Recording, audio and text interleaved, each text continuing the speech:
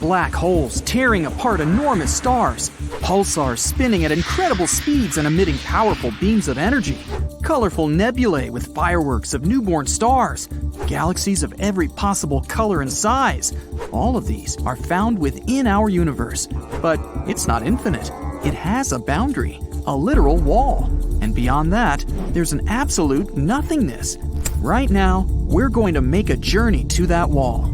But first things first, our universe is like a humongous nesting doll. If you open it up, there's a smaller one inside. It's a galaxy. Inside that is an even smaller doll. That's our solar system. And the smallest doll of all is the Earth. Each of these dolls has boundaries that we're going to cross. For that, we'll need a spaceship, and a big one. It also has to be able to move 100 times faster than the speed of light. You get on board and start the engines. 62 miles above sea level is our first boundary. That's 10 times higher than passenger planes fly. This point is called the Kármán line. It separates the atmosphere of the Earth from outer space. Now we fly further to the edge of our solar system. We turn on the hyperdrives and fly past Mars, Jupiter, Saturn, Uranus, and Neptune. We've traveled a distance of 100 astronomical units. 1 AU is the distance from Earth to the Sun. And here's the boundary of our solar system, the heliosphere. Here, the speed of the solar wind decreases rapidly. First, it drops from 620,000 miles per hour to the speed of sound. Then, there's a layer called the heliopause. This is where the wind almost vanishes. And then, our ship experiences a bow wave.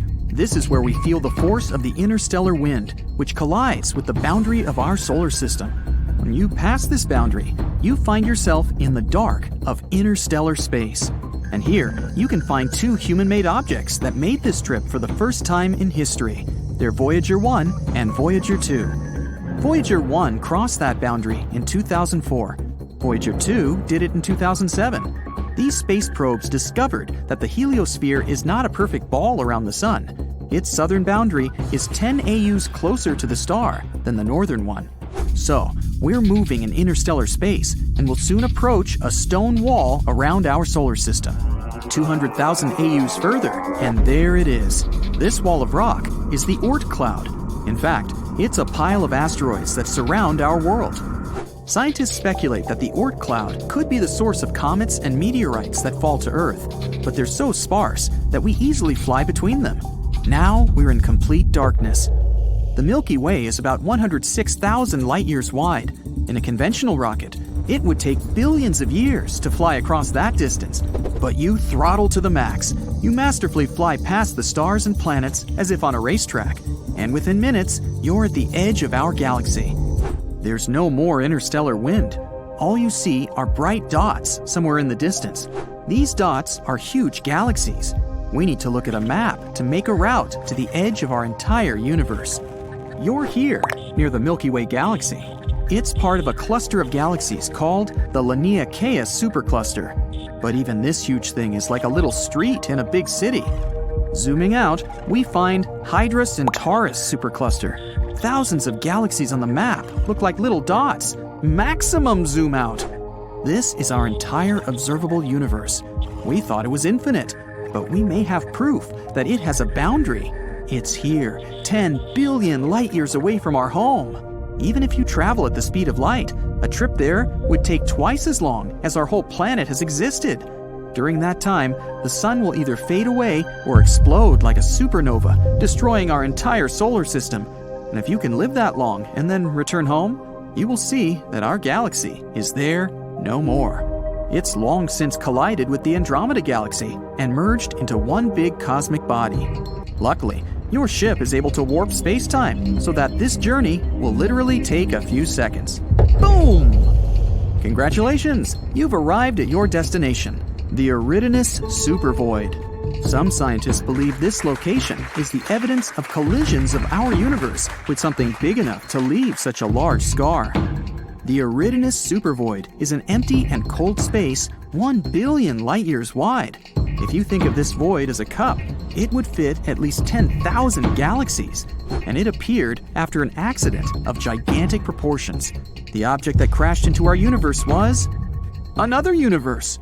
Yes, other universes may actually exist. Imagine that our entire universe is a huge bubble that contains all the clusters of galaxies in the observable universe. There could be an infinite number of such bubbles. They could have been born during the Big Bang. These universes may be different from ours. They may have other galaxies and nebulae. But these bubbles could also be parallel universes. This means that if you chose cereal over oatmeal in the morning, in another universe, your twin would choose the oatmeal. Every choice you ever made in life had completely different consequences in a parallel universe. And because the number of choices are infinite, there's a whole infinity of parallel universes. So, like a regular bubble, our universe has a wall that is near the Eridanus supervoid. Long ago, another bubble flew past ours. As they approached each other, their gravitational fields began to interact. Our boundary wall began to deform and pull toward the other universe. The same thing happened on the other side. Then the walls of our universes came into contact. But as these bubbles moved, their connection began to break, and the other universe just ripped a huge chunk of ours. A cold void was formed at the point of collision, and that was the Eridanus supervoid. The problem is that the universe looks the same to the observer, regardless of point of view. For example, imagine a basketball hanging in the air. Now, if we put an ant on the ball and tell it to find the edge of the ball, it will start running around it, making an infinite number of circles. But the landscape around the ant will not change. All it will see is a rounded horizon.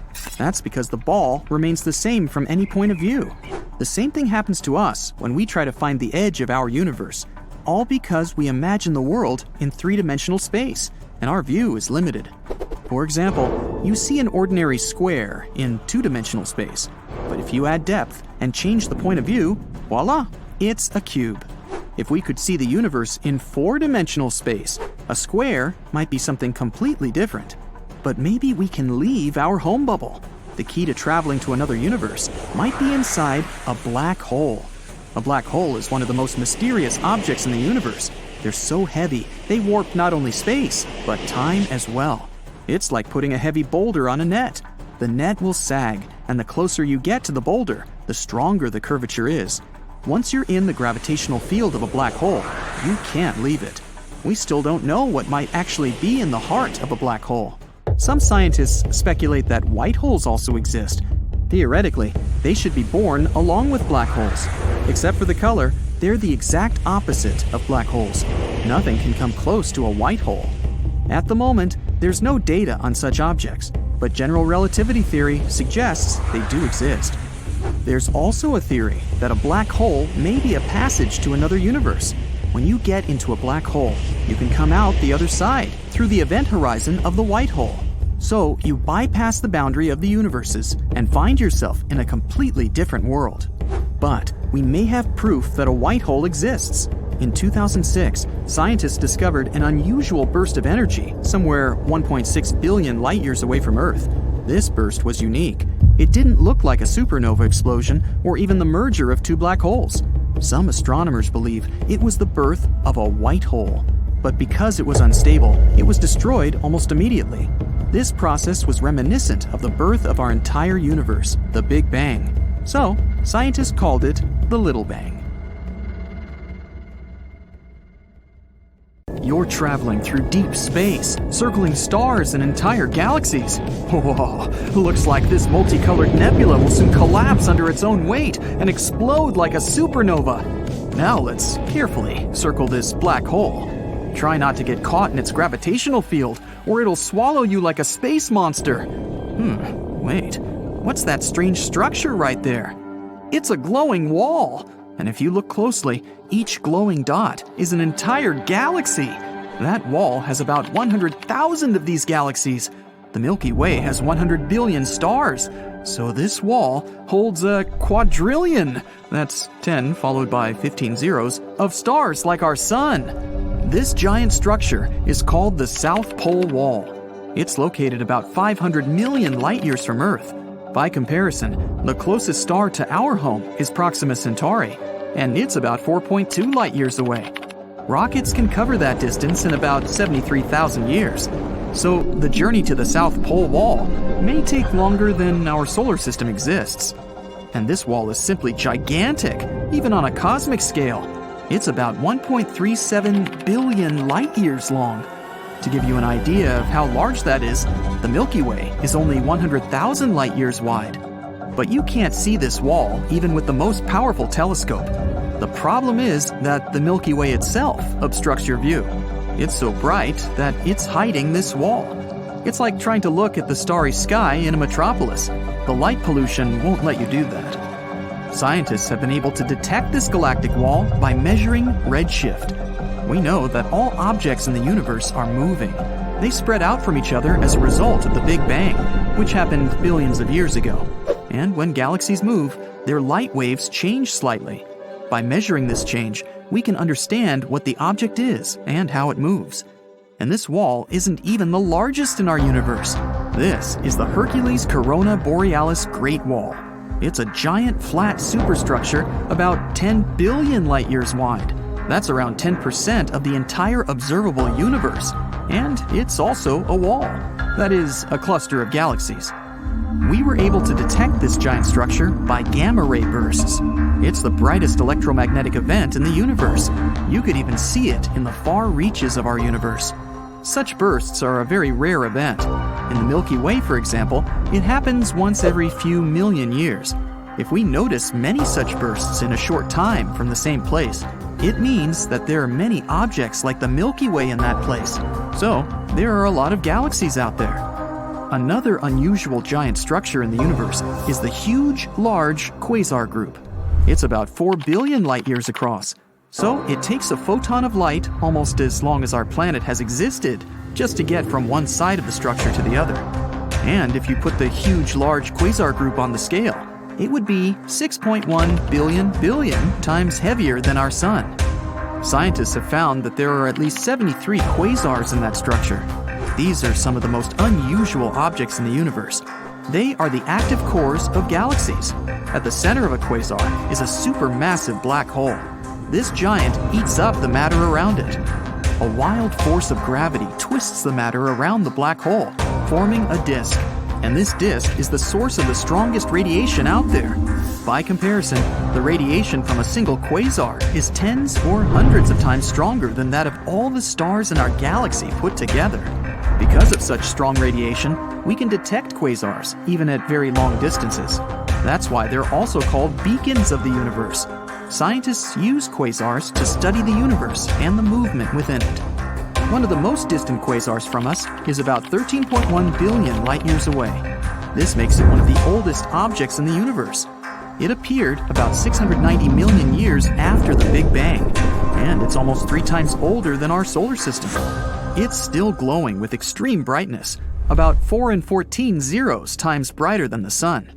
Scientists explain that at the center of the giant is a supermassive black hole, 800 million times heavier than the Sun. All these giant structures are just building blocks of our universe. Look, this is our solar system. Now, zoom out a little, and this is where our home star is in the Milky Way galaxy. Zoom out again. Here's a local group of galaxies. All the bright spots here are galaxies. Here's Andromeda, and here's the Triangulum galaxy, plus a few dozen other slightly smaller galaxies. They're all gravitationally connected. The size of this structure is about 10 million light-years. That's 100 times the width of our galaxy. Zoom out, please. This one is the Virgo supercluster. It's 20 times larger than the local group. There are about 30,000 different galaxies, and the mass of the whole thing is about 1 in 15 zeros solar masses. Zoom out again. Laniakea. This structure is almost 3 times larger. It includes the Virgo supercluster and other smaller clusters. And there are about 100,000 galaxies here. It's not over yet. Zoom out one more time. Here's the Pisces Cetus supercluster complex. This giant galactic structure contains about 60 clusters of galaxies. So there are more galaxies in it than grains of sand in the desert. You know what to do. Zoom out! Phew! This is the observable universe. There are over 500 billion galaxies. And the stars? Well, there are about 1 billion trillion stars. The observable universe has its own structure. Clusters of galaxies form chains and walls, as you've seen before. but these strands are separated by huge regions of absolute emptiness. These areas are called voids. In these places, there is no matter at all. There are fewer molecules in the voids than in an empty room. One of these voids has a very mystical reputation. It's the Eridanus supervoid, or the cold spot. It appeared here only 380,000 years after the Big Bang. It's almost 1 billion light-years wide and could hold hundreds or thousands of galaxies with trillions of stars. Some scientists believe that this cold spot may have been the result of the largest collision ever, a collision of universes. There's a theory that our universe is some kind of bubble, a huge sphere that contains all these walls and chains of galaxies. Now imagine that there's an infinite number of these bubbles. They could be parallel worlds or different universes. Many years ago, one bubble came close to the bubble of our universe. Their walls touched, and the two universes connected for a while. It's like two drops of water coming together. But that universe kept moving. The area where the bubbles joined became thinner and thinner until that connection broke, and the two bubbles detached from each other. At this point, the second universe ripped some of the material out of our bubble. All those galaxies that used to fill the Eridanus supervoid ended up in a parallel universe. Scientists supposed we might travel through other bubbles. Flying to the supposed wall of our universe would take forever, and then it would take even longer to fly through interuniversal space. So we have to use portals, or wormholes. Here's how it works. Imagine a piece of paper with point A on one side and point B on the other. Instead of moving all the way across the sheet of paper, we just fold the sheet so that point A is right above point B. All that's left to do is make a small hole, and the journey takes only moments. Some scientists believe that such shortcuts through universes lie inside black holes.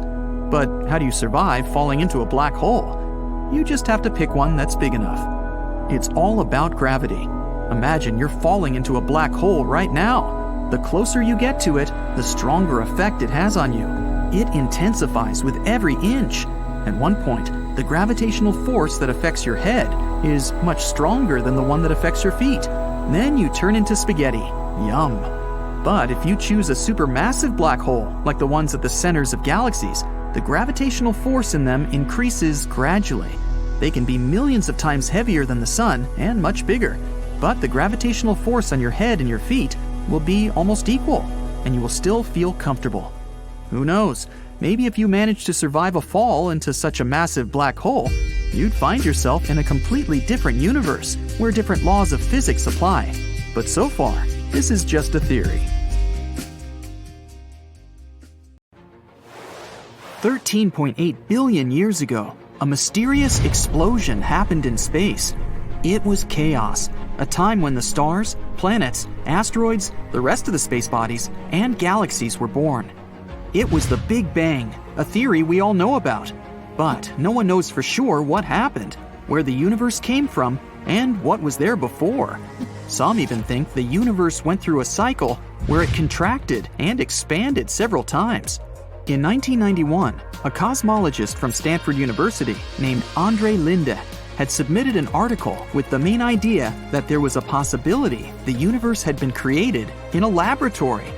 His theory said there was a chance an advanced civilization somewhere out there had created our universe. This civilization has made an entirely new cosmos that later evolved its own planets, stars, and intelligent forms of life. 30 years later, many scientists take this theory pretty seriously. They even started talking about things that we, as a civilization, can do to get to such an advanced level.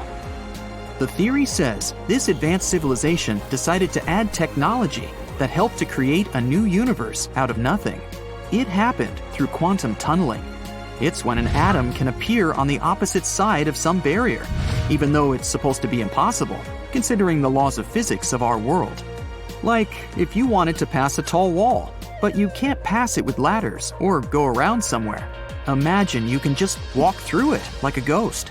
In our world, it's not possible, but a more advanced civilization perhaps can do it. Plus, they realized how they could create new universes. Right now, on the cosmic scale, we could be a Class C civilization.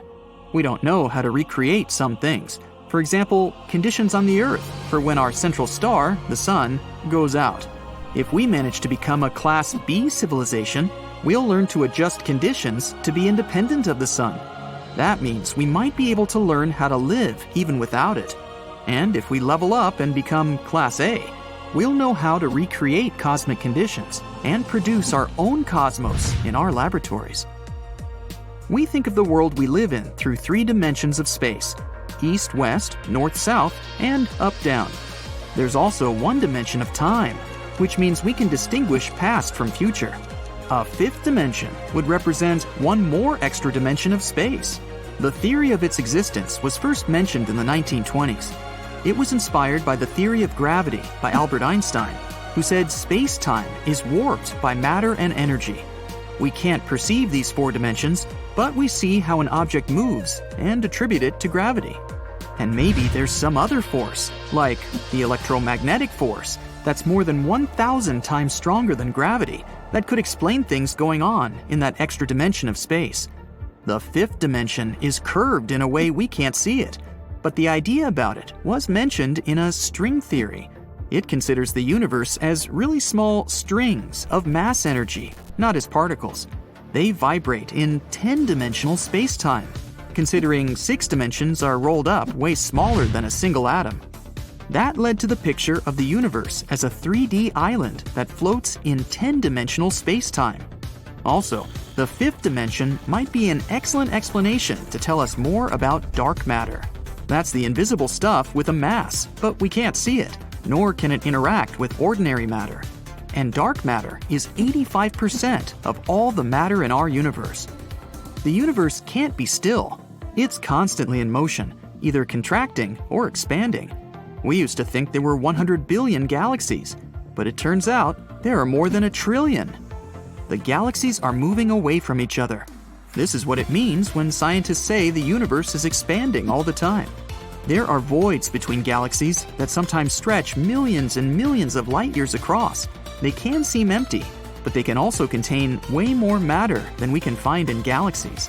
Still, stars usually can't be formed there because the matter between those areas has lower density. But there's still plenty of so-called intergalactic stars. A good example is the Virgo galaxy cluster, 10% of which are intergalactic stars. We don't know how exactly they got there, but there are 2 possible ways. 1. Stars can collide, merge, or pass close to another galaxy, which can kick it off from its parent galaxy. Option number 2. A supermassive black hole can accelerate a star to very high velocities if they have a close encounter, which can, again, make a star be expelled from its parent galaxy. If you could have a giant magnet, you could even pull something out from the vicinity of a black hole. That's possible if the magnetic field near a supermassive black hole is as strong as the black hole's gravitational field. But it doesn't work if we're talking about material that's already beyond the black hole's event horizon. That's a spot with a gravitational force so powerful, not even light can get away. You'd need to accelerate this material to the speed of light, at least, to get away. For that, you'd need an infinite amount of energy. But a magnet could help if something's heading toward the black hole but didn't get inside yet. When someone mentions a black hole, you might get a picture of some giant void in space.